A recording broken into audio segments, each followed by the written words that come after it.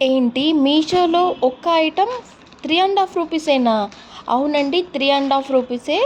ఏంటి అంత చీప్‌గా దొరికే ఐటెం అని చూస్తున్నారు కదా! నాకు అర్థమైంది మీ క్యూరియాసిటీ లెవెల్ ఏంటో. ఇంకా లేట్ ఎందుకు చూసేయండి.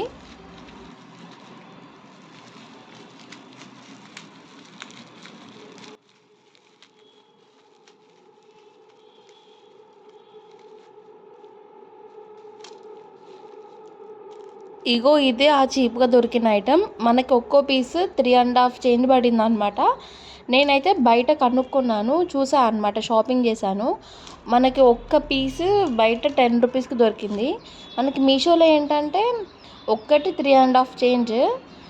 మొత్తం మనకి 20 పీసెస్ వచ్చినాయి దీంట్లో.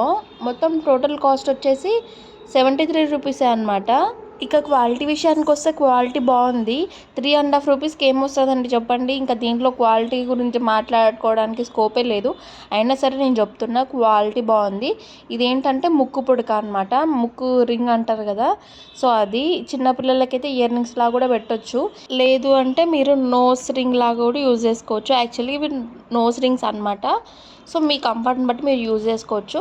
బట్ మెనీ టైమ్స్ యూజ్ చేసిన తర్వాత అయితే కలర్ షేడ్ అవుతదని చెప్పేసి నాకు అనిపించింది.